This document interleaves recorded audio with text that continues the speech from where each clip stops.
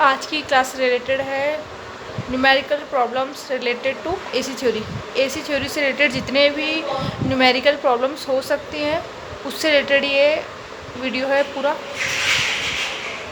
सबसे पहले हम बात करेंगे समय अंतराल की, यानी कि इसको हम कैपिटल टी से दिखाते हैं क्योंकि इंग्लिश में होता है टाइम पीरियड, इसको अपन दिखाते हैं टी से। ये होता है बराबर 1 आवृत्ति यानी फ्रिक्वेंसी के।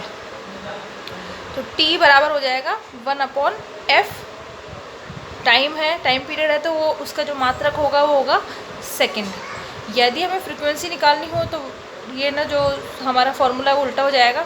तो f बराबर 1/t, और जो फ्रीक्वेंसी दी जाती है, जो नापते हैं फ्रीक्वेंसी को, नापते हैं हर्ट्ज़ में, या फिर अपन इंग्लिश में इसको लिखना चाहें तो HZ से अपन इसको डिनोट कर सकते हैं, इसको समझा सकते हैं।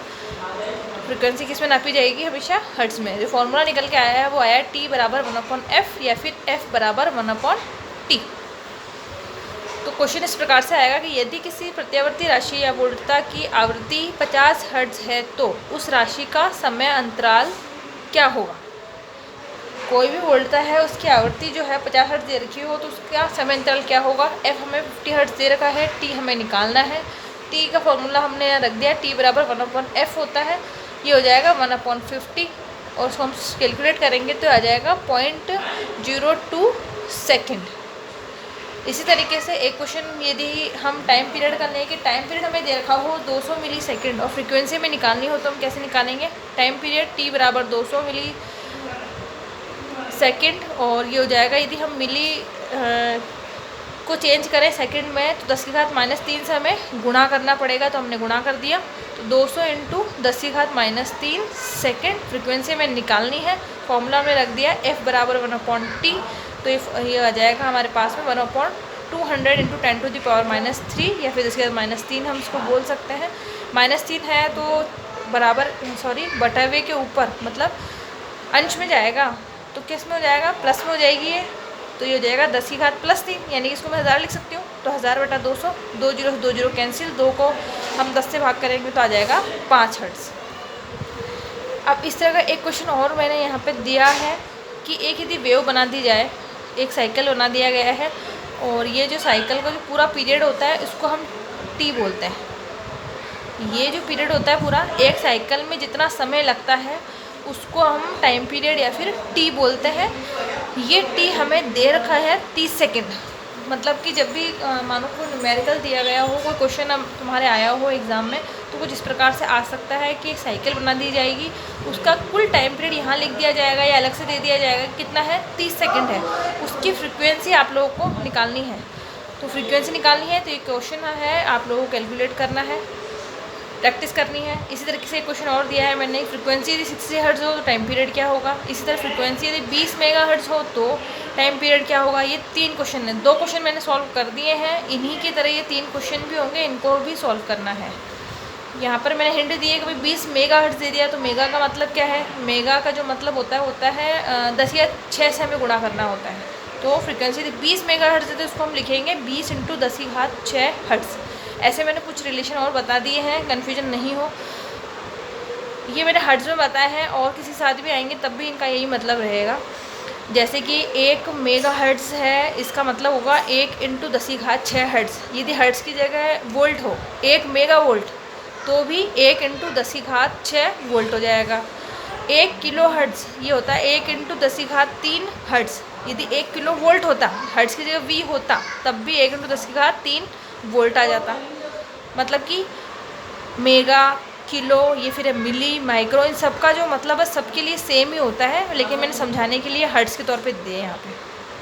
1 मिली हर्ट्ज़, मिली के लिए हम किससे गुणा करेंगे 10⁻³ से।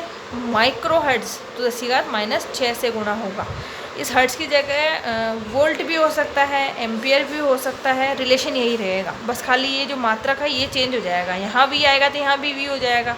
यदि किलो एम्पियर है तो यहाँ भी एम्पियर आ जाएगा, रिलेशन यही रहेगा। 1 मेगा में 10�6, 1 किलो में 10⁻3, 1 मिली के लिए हमको 10⁻³ से गुणा करना पड़ेगा, माइक्रो के लिए 10⁻6 से गुणा करना पड़ेगा। ये फर्स्ट हो गया हमारा समय अंतराल से रिलेटेड क्वेश्चन हो गए।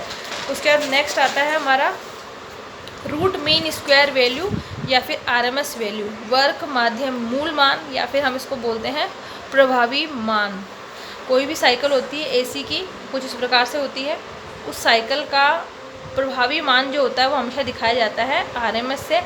हमें जो दिख रहा होता है वो सिर्फ आई मैक्सिमम दिखता है कि यहाँ जो मैक्सिमम मान होगा वो आई का वो कितना होगा। हम वेव से पता कर सकते हैं कि आई मैक्सिमम मान कितना है, लेकिन आरएमएस हमें हमेशा कैलकुलेट ही करना पड़ेगा, गणना ही उसी हमें करनी पड़ेगी। तो आई आरएमएस हम कैलकुलेट करते हैं। आई आरएमएस बराबर 0.707 आई मैक्स।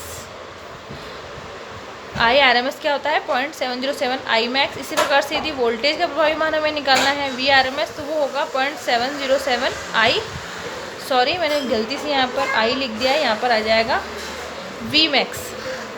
ठीक है, अब इसका एक क्वेश्चन देखते हैं कि यदि किसी प्रत्यावर्ती धारा का अधिकतम मान 20 एम्पियर हो तो उस धारा का प्रभावी मान क्या होगा। यदि मैक्सिमम मान हमें पता है तो उसका आरएमएस मान क्या होगा, तो उसका आरएमएस मान होगा 0.707 into I max. I max की वैल्यू हमने रख देंगी, जो वैल्यू आएगी कैलकुलेट करने पर आएगी 14.14 एम्पियर। यानी कि मैक्सिमम मान जो होता है यदि 20 है तो उसका प्रभावी मान कितना होगा, लगभग 14 एम्पियर ही होगा। यदि इस प्रकार की कोई वेव है, इसका कोई मान है 20 एम्पियर है, तो उसका जो प्रभावी मान होगा वो 14 ही होगा। इसी प्रकार से यदि किसी प्रत्यावर्ती वोल्टता का अधिकतम मान 50 किलो वोल्ट है तो उस वोल्टता का आरएमएस मान क्या होगा। तो वी मैक्सिमम यदि हमें 50 किलो वोल्ट दे रखा है तो किलो हटाएंगे तो क्या आएगा, 10 की घात 3 से गुणा हो जाएगा, यानी 1000 से गुणा कर दिया हमने। वी आरएमएस हमें निकालना है तो वही formula 0.707 into V max, value रख दी हमने। केवी की किलो की जगह हमने 1000 रख दिया, पॉइंट हटाएंगे यहाँ भी 1000 कैंसिल हो जाएगा, ये आ जाएगा 35,350, या फिर इसको हम बोल सकते हैं 35.35 केवी। केवी में चेंज करना है तो क्या करना पड़ेगा, 1000 का भाग दे देंगे इसके अंदर, तो 1000 का भाग देंगे तो हो जाएगा 35.35 केवी। नहीं चाहे हम केवी में लिखना तो हम वोल्ट में भी लिख सकते हैं, ये भी आंसर सही होगा। वी आर एम एस बराबर 35,350 वोल्ट या फिर 35.35 केवी। इसके प्रैक्टिस के लिए मैंने कुछ क्वेश्चंस दिए हैं यहाँ पे। एक क्वेश्चन है वेव बना दी गई है, मैक्सिमम मान तुम्हें शो कर दिया गया है कि 30 एम्पियर है, तो हमें देख के समझ जाना है कि ये मैक्सिमम मान दे रखा है इसमें और हमें आरएमएस निकालने को कह रहा है। तो हम मान के चलना है कि ये आई मैक्सिमम हमें दे रखा है 30 एम्पियर, आरएमएस निकालना है तो इसको वैल्यू को 0.707 से गुणा करना है, बस यही आंसर हो जाएगा इसका। फिर नेक्स्ट चौथा क्वेश्चन है, उसमें वोल्टेज दे रखा है, सेम चीज़ है, वोल्टता हमें बता रखी है कि 500 वोल्ट है, तो वी मैक्सिमम कितना दे रखा है, हमें 500 वोल्ट दे रखा है, वी आरएमएस हमें निकालना है, यानी 500 को 0.707 से गुणा करना है, हमारा मान आ जाएगा। उसके बाद है हमारा वी आरएमएस 400 वोल्ट है दे रखा हो, तो हमें वी मैक्सिमम निकालने को कहा जाए तो कैसे निकालेंगे अपन, वी मैक्सिमम बराबर वी आरएमएस बटा 0.707, फॉर्मूला उल्टा हो जाएगा। जिस यदि हमें मैक्सिमम से आरएमएस निकालना हो तो 0.707 से गुणा करना होता है, लेकिन हमें आरएमएस दे रखा हो तो 0.707 से भाग देना है। तो हमको मैंने यहाँ पर हिंट के तौर पर लिख दिया है कि वी मैक्सिमम बराबर वी आरएमएस बटा 0.707। फिर नेक्स्ट क्वेश्चन मैंने दिया है कि आई आरएमएस का मान जो है 5 मिली एम्पियर है, मिली है तो ये क्या करना होगा आप लोगों को 10⁻³ से इसको गुणा करना पड़ेगा, तो ये सॉल्व करना है। आई मैक्सिमम हमें कैलकुलेट करनी है, फॉर्मूला वही रहेगा, आई मैक्सिमम बराबर वी आरएमएस 0.707। ठीक है, ये हो गया हमारा। अब जब कन्फ्यूजन ना हो मैक्सिमम आरएमएस कब तो गुणा करना है कब भाग करना है, तो हमेशा एक चीज़ ध्यान रखनी है कि जो मैक्सिमम है वो तो अधिकतम है, यानी कि ज़्यादा होगा और आरएमएस का मान हमेशा कम होगा। ठीक है, तो यदि हमें जैसे कि यहाँ पर मैक्सिमम दे रखा था, आरएमएस हमें निकालना था, तो पहले से ज़्यादा दे रखा, कम हमें निकालना है तो 0.707 से गुणा करना है। 1 से कम है तो वैल्यू कम ही आएगी, जितना भी मान हम लिखेंगे उससे कम ही आएगी। तो जब भी हमें मैक्सिमम मान दे रखा हो, आरएमएस निकालना हो तो 0.707 से गुणा करना है। लेकिन यदि हमें आरएमएस मान दे रखा हो, मैक्सिमम अधिकतम निकालना है तो 0.707 से भाग देना है। ठीक है, 0.707 से यदि हम गुणा करेंगे तो मान हमेशा कम आएगा जितना मैक्सिमम है उससे, और यदि 0.707 से भाग देंगे तो जो भी वैल्यू से हम भाग देंगे उससे मान हमेशा ज़्यादा आएगा, क्योंकि ये राशि जो है 1 से कम है। तो ये बात हो गई हमारी रूट मीन स्क्वायर वैल्यू की। और एक जो ख़ास बात है, सबसे इम्पॉर्टेंट चीज़ के अंदर, कि जितने भी मापक यंत्र हैं, जितने भी मापक यंत्र हैं वो हमेशा आरएमएस मान दर्शाते हैं।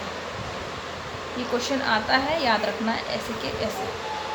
सभी जो मापक यंत्र हैं वो हमेशा AC का RMS मान दर्शाते हैं, ये चीज़ याद रखना।